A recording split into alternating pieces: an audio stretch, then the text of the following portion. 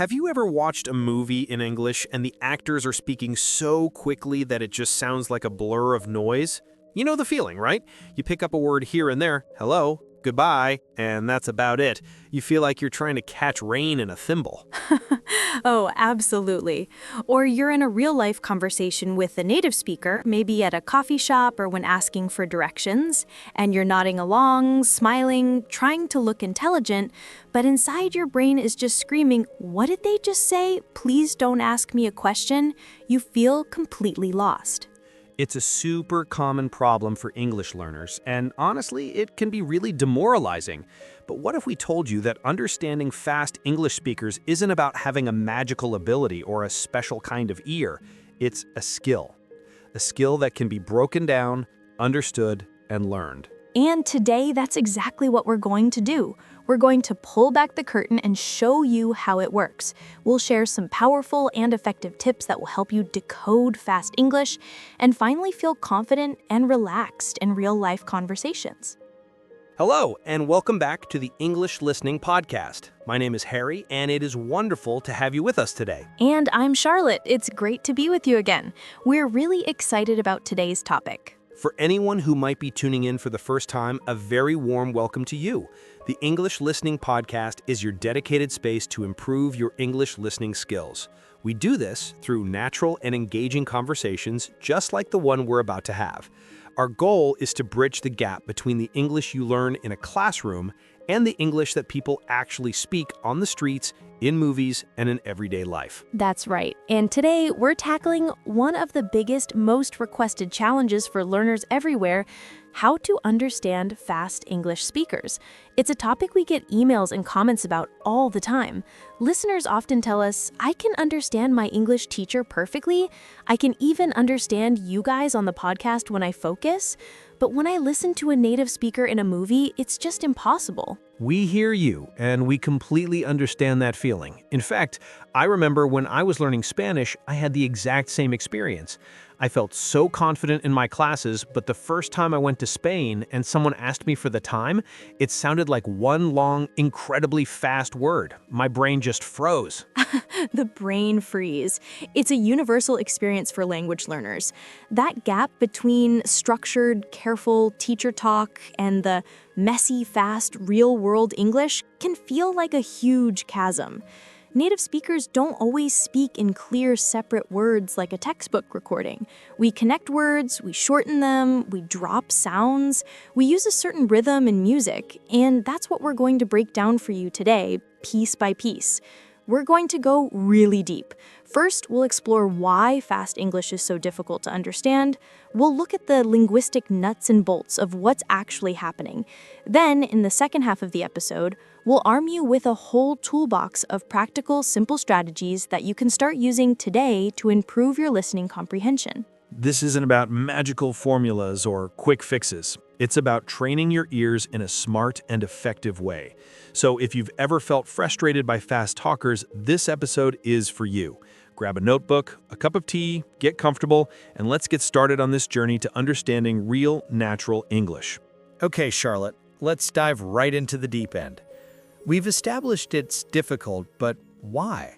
What is it that native speakers do that makes our speech sound so incredibly fast to a learner? I think the first and biggest umbrella term for this phenomenon is connected speech. Exactly. Connected speech is the secret sauce of fluent English. It's a collection of features that make our speech flow smoothly. In textbooks, you might learn a sentence like, "What are you doing?" Each word is pronounced perfectly and separately, like beads on a string with knots in between. Right, very clear and very robotic. But a native speaker would almost never say it like that. So, how would they say it? They'd likely say, "What you doing?" pronounced "what you doing." The words all melt together. "What are you?" becomes "whatcha." And notice the G at the end of doing is often dropped in informal speech, so it becomes doin'. This is connected speech in action. It's not lazy English or bad English, it's just efficient, natural English. We do it to make our speech smoother and faster. That's a perfect example to start with. Let's break down the different elements of connected speech because it's not just one thing.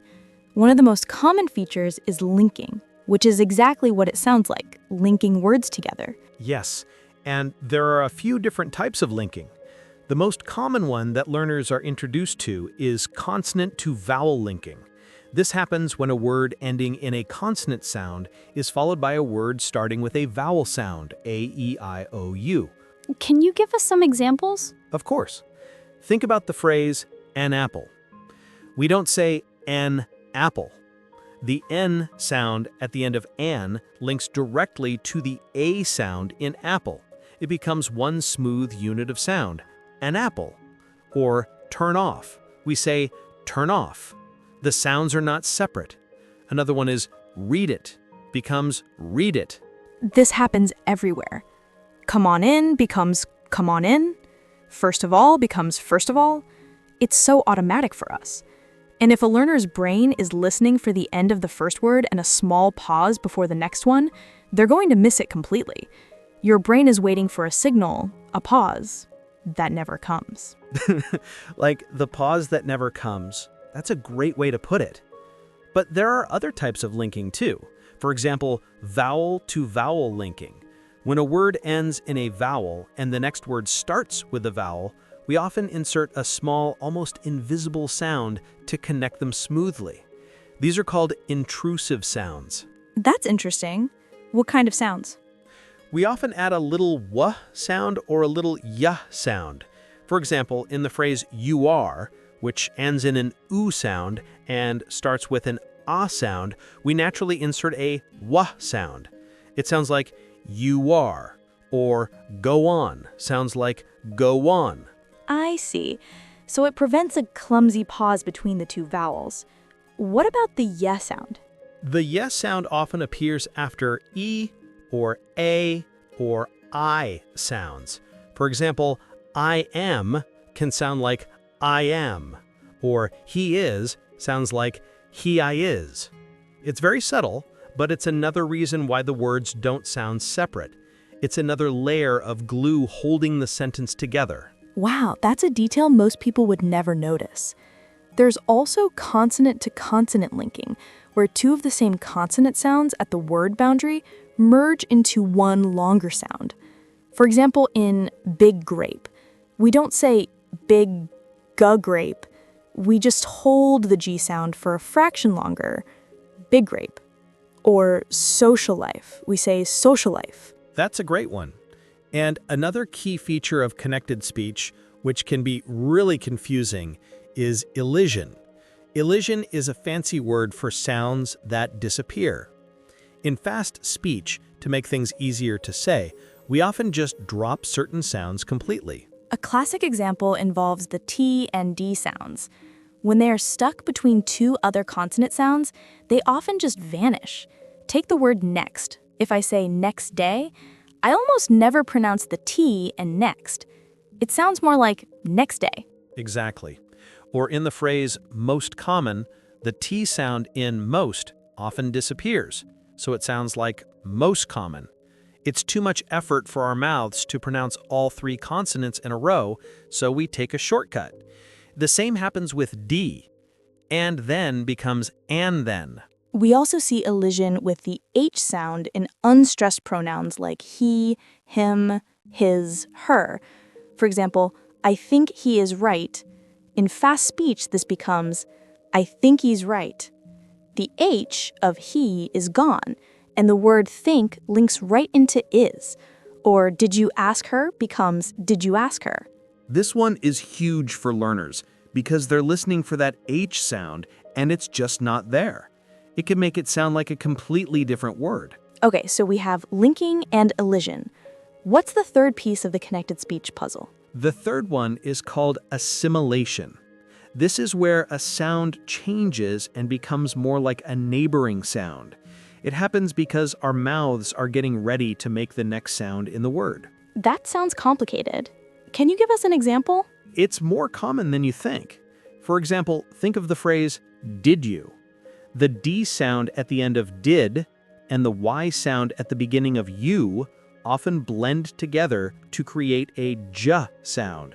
So did you becomes did you, as in, did you like the movie? Aha, of course.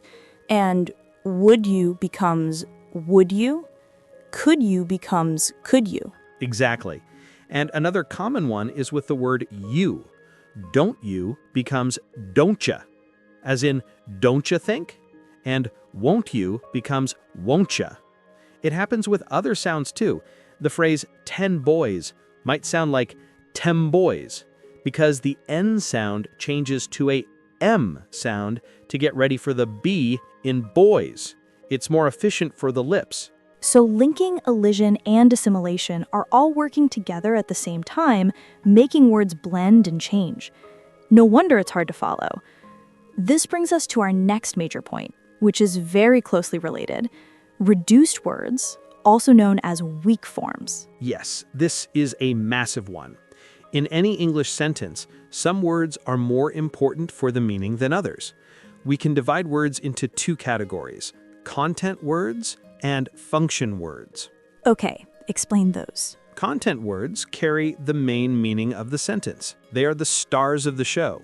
These are your nouns, dog, house, idea, main verbs, run, eat, think, adjectives, beautiful, big, red, and adverbs, quickly, always, very. Makes sense. And the other type? The other type is function words. These are the grammatical glue that holds the sentence together. They don't have much meaning on their own. These are words like articles, a and the, prepositions, to, for, at, in, conjunctions, and, but, so, and auxiliary verbs, am, is, are, was, have, can, do. And what do we do with these function words when we speak quickly? We reduce them. We say them very quickly, quietly, and often the vowel sound changes to a very weak, neutral sound called the schwa. It's the sound you hear in the first syllable of the word about. Let's go through some examples because this is so important. A classic one is the word to. In the dictionary, it has a strong oo vowel sound, but we almost never say it that way. That's right. If I say, I have to go, I don't say, I have to-o. I say, I have to go. The to is reduced to a weak ta sound. Or I'm going to the store becomes I'm going to the store. And this reduction leads to some very common informal contractions. The most famous one is going to, which, as we all know, becomes gonna. I'm gonna call him later. And want to becomes wanna. I wanna learn English. Another great example is the word for. If I ask, what's for dinner? The word for isn't pronounced with a strong or sound, like in the number 4. It's reduced to a weak sound, almost like fur. What's for dinner? The word and is almost never pronounced fully. We reduce it to n. So rock and roll becomes rock and roll. Bread and butter becomes bread and butter. The word of becomes of, or just a. A cup of tea becomes a cup of tea. It's because your brain, as a learner, is trying to match the sounds you're hearing to the dictionary pronunciations you've memorized. But the sounds are fundamentally different. You're listening for, and you hear fur. You're listening for and you hear in. Your brain says, match not found, and you get lost. That's the key right there. You have to train your ear to recognize these weak forms because they are used far more often than the strong forms in natural conversation. Absolutely. And this all ties into our third and final point for this section, the rhythm and intonation of English.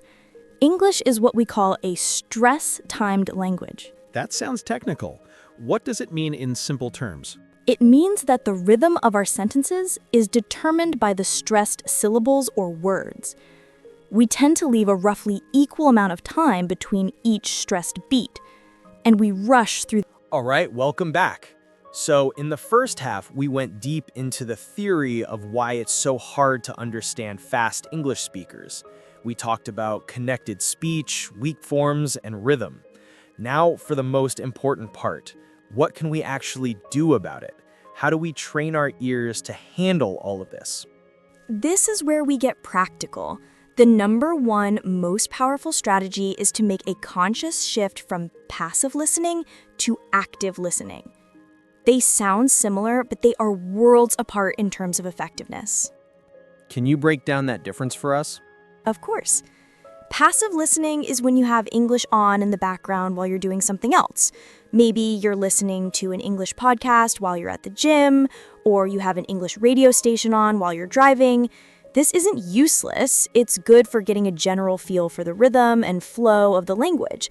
It helps your brain get comfortable with the sounds, but it will not lead to rapid improvement on its own. So, what does active listening look like? Active listening is focused, mindful, and intentional. It's a dedicated study session. You sit down with a short piece of audio, and I mean short, maybe 30 seconds to 2 minutes at most, and your only goal for that period of time is to understand it as deeply as possible. You give it your full, undivided attention. No phone, no distractions. I think the short audio part is really key. People often think they need to listen for an hour, but that's overwhelming. It's completely overwhelming. With active listening, quality is so much more important than quantity. The secret ingredient here is repetition. You must listen to the same short audio clip multiple times, and each time you listen, you have a different goal. Okay, so walk us through the process. I have my 1-minute audio clip. What do I do? The first time you listen, don't try to understand every word. That's a recipe for anxiety. Just listen for the gist, the main idea. Ask yourself simple questions. What is the general topic? Is it a news report or a casual conversation? Who is speaking? What is their mood? Are they happy, sad, serious? Just get the big picture. Okay, that seems manageable. Big picture first. What's next? Then you listen a second time. This time you listen for more specific details. Try to catch key words, phrases, names, numbers, dates. Don't worry if you miss things. Just see what you can pick out. Maybe you jot down a few words that you recognize. And now for the magic step, I assume? Now for the magic step. Hasha, for your third listen, you use a transcript. A transcript is the written text of the audio, and it is your single most powerful tool for improving your listening. Why is the transcript so important, and how should we use it? The best method is what I call the listen, read, listen sandwich. First, you listen without the text, as we just discussed. Then, you listen to the audio again while reading the transcript at the same time. This is where you will have countless aha moments. You'll see the phrase, did you, in the text, and you'll hear the speaker say, did ya. You'll see the words want to, and hear wanna. You will finally be able to connect the written word you know with the spoken sounds you don't yet recognize. It's like getting the secret code. You're mapping the sounds to the text. It trains your brain to expect these natural reductions and connections in the future. Precisely. It's a revelation for many students. After you've listened and read along, you should pause, look up any new vocabulary in the transcript, and make sure you understand it. And then, for the final, crucial step of the sandwich, you put the transcript away and listen to the audio one last time. And what happens on this final listen? You will be absolutely astonished at how much more you can understand. The sounds that were just a fast, confusing blur before will suddenly become clear words and phrases. Why? Because now your brain knows what to listen for. It has the map. This active listening process is like taking your ears to the gym and giving them a focused, intense workout. I love that analogy. It's targeted training. Now, another fantastic technique, which is a bit more advanced but incredibly effective, is called shadowing. Ah, shadowing. It sounds like something a spy would do. Explain it, Harry. It's not quite that dramatic. Shadowing is an exercise where you listen to an audio recording and you repeat what you hear in real time as you're hearing it. You are trying to be the speaker's shadow, following them as closely as possible, usually just a half second behind. So you're not listening and then pausing to repeat. You're speaking at almost the same time as the recording. Exactly. You don't wait for them to finish the sentence. The goal is to mimic everything, not just the words, but the pronunciation, the rhythm, the linking, the intonation, the pauses. You are trying to copy the music of the language. I can see how that would be challenging. You probably feel a bit silly at first. You absolutely do. The first time you try it, it might be a mess, but it is one of the most effective ways to improve not only your listening, but also your pronunciation, rhythm, and overall fluency. By forcing your mouth to make the same connected sounds and reductions, you are simultaneously training your ear to hear them more clearly. You start to feel the rhythm of English in your own body. That makes so much sense. You're building muscle memory for your mouth and your ears at the same time. Do you have any tips for someone starting with shadowing? Definitely. Start very small. Use a 15 to 30-second audio clip of someone speaking clearly and not too fast. The first few times you can just mumble shadow, where you don't worry about saying the words perfectly, you just try to copy the rhythm and intonation, the mumble of the language. Then, once you're comfortable, try to say the words clearly. Using a transcript can also help when you're starting out. Even just 5 minutes of focused shadowing a day will make a massive difference over time. That's a brilliant practical tip. My next piece of advice is about changing your mindset and your listening strategy. Instead of trying to catch every single word, focus on understanding key word groups or chunks of language. What do you mean by chunks? Chunks are groups of words that native speakers often use together as if they were one single word. They are collocations, phrasal verbs, idioms, and common expressions. For example, instead of hearing 5 separate words, at, the, end of, the, day, a native speaker processes that as one single chunk of meaning. So we should train ourselves to listen for these chunks as a whole unit. Exactly. When you get stuck on an individual word you don't know, your brain stops, tries to figure it out, and by the time you look up, you've missed the next 2 sentences. It's a cascade of confusion. But if you learn to listen for the bigger chunks, you can often understand the overall meaning from the context, even if you miss a word or two within the chunk. Can you give us some examples of common chunks? Sure. Things like, by the way, on the other hand. You know what I mean? To make a long story short, I'll see you later. When you hear them, try to process them as one block of information. It's about listening for the main ideas, not for every tiny grammatical detail. It's a much less stressful and more effective way to listen. That's a great point. It's about being efficient with your brain power, which leads me to another practical tip. Use technology to your advantage. Oh, absolutely. Technology can be your best friend in this process. What's your top tech tip? The simplest one is the playback speed setting. On YouTube, on Netflix, in most podcast apps, there is a button that allows you to change the speed of the audio. There is absolutely no shame in slowing the audio down to 0.75x speed. This gives your brain a little more processing time to catch those linked sounds, weak forms, and the overall message. That is such a simple but powerful tool. It's like giving yourself training wheels. You can listen at 0.75x speed first to really analyze the speech and build your comprehension and confidence.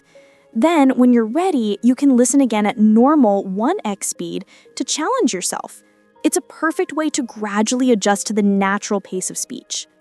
And beyond just slowing things down, the sheer volume of resources available online is incredible. The key is to find material at the right level for you. You need to find material that is in what linguists call the comprehensible input zone. And what does that mean? It means you should be able to understand most of it, but not all of it. A good rule of thumb is to find material where you understand about 70 to 80% of what you're hearing. If you understand 100%, it's too easy and you're not learning. If you understand only 20%, it's too hard and you'll just get frustrated and quit. That 70 to 80% sweet spot is where you are challenged just enough to learn and grow without feeling overwhelmed. That's such crucial advice.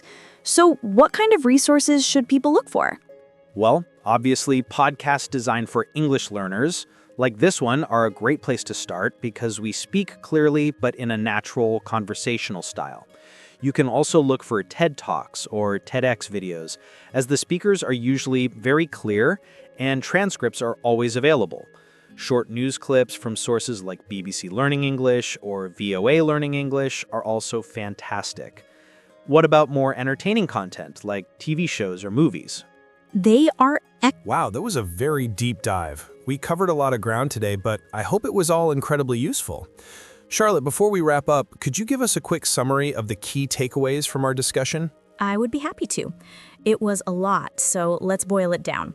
We started by exploring why it's so difficult to understand fast English speakers. We identified 3 core reasons. First, connected speech, which is an umbrella term for how native speakers link words together. This includes consonant-to-vowel linking, elision, where sounds disappear, and assimilation, where sounds change to be like their neighbors. Second, we talked about reduced words, also known as weak forms. This is the reduction of common function words like to, for, are, and into weak, unstressed sounds like ta, fur, and na. This is a huge reason why learners can't match what they hear to what they know. And third, we discussed the stress-timed rhythm of English. We emphasized the important content words and rushed through the unstressed function words, creating a musical, bouncy rhythm that can be very different from the rhythm of other languages. That's a perfect summary of the problem. And what about the practical solutions we offered? For the solutions, our most powerful strategies were 1. Shift from passive listening to active listening. This means using short audio clips, listening multiple times, and using a transcript with the listen, read, listen method to train your brain. 2. Practice the shadowing technique. By mimicking a native speaker in real time, you improve your ear for the sounds, rhythm, and intonation of natural English. 3. Focus on chunks of language, not individual words. This helps you grasp the main idea from context without getting stuck on every single word you don't know. 4. Use technology and appropriate resources. Slow down the audio with playback speed controls and find materials where you can understand about 70 to 80% of the content. And finally, the golden rule: be patient and consistent. Little and often is the key.